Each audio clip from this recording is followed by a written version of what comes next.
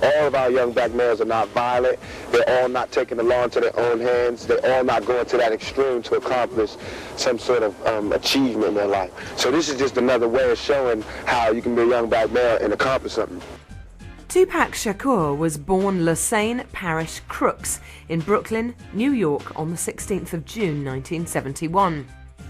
The firstborn of Alice Faye Walker and William Garland, both passionate supporters of radical politics, his mother would change his conventional name to the more ethereal Tupac Amaru Shakur, whilst the future star-to-be was still a young child.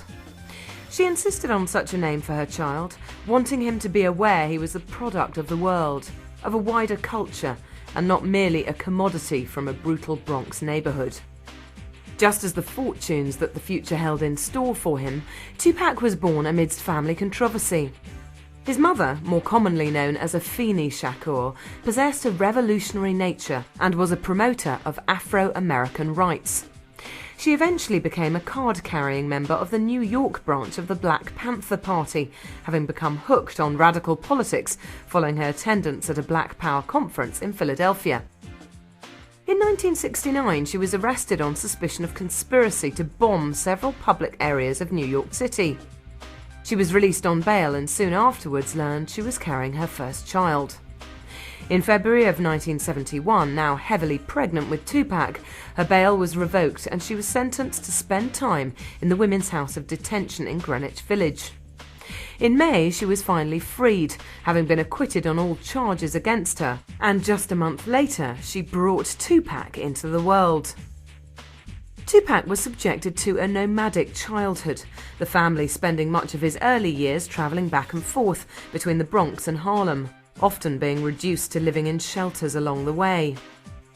Such a lifestyle, however, would ensure the young Tupac felt somewhat detached from his contemporaries and the world, a consequence of the lack of opportunity available to him to put down roots.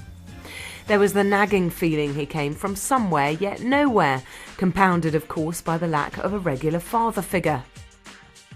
He had been told at a young age that his natural father was dead, but he was to discover otherwise in later years. This absence of a stable family life would merely compound his feeling of social and domestic detachment.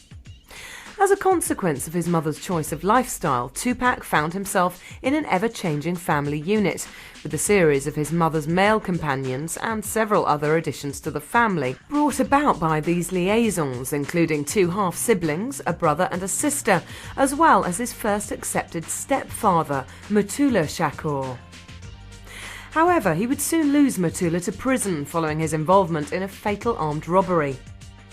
Indeed, a second recognised stepfather, Geronimo Pratt, followed the same unfortunate path.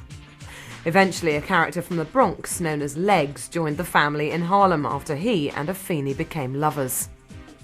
A young Tupac, desperately craving the security of a secure home, laid claim to Legs as the latest paternal presence in his life.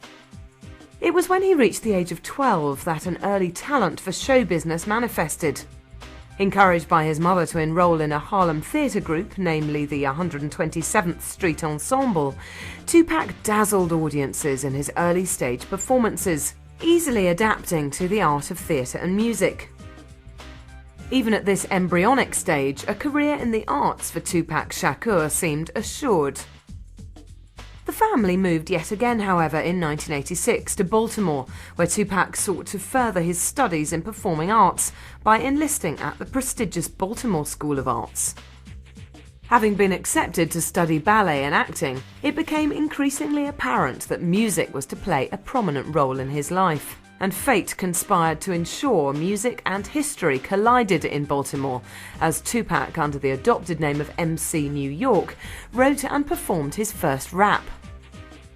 With that initial composition under his belt, his time at Baltimore proved extremely worthwhile and provided the adolescent Tupac with an established career goal. Indeed, his personality and raw talent left a lasting impression on those who taught him. In turn, it was they who were helping to shape his skills and assist in facilitating his obvious potential. It was his family's departure from Baltimore, though, that witnessed the turning of the tide. After just 2 short, relatively settled years for Tupac, his mother decided to uproot once more and thus subject her children's lives to further upheaval. Their destination on this occasion was California, and the family set up home in Marin City. Whilst already accustomed to such a desultory manner of living, this particular relocation had a much more profound effect upon an impressionable Tupac, to the extent that the early promise he had developed as a performer now came under genuine threat.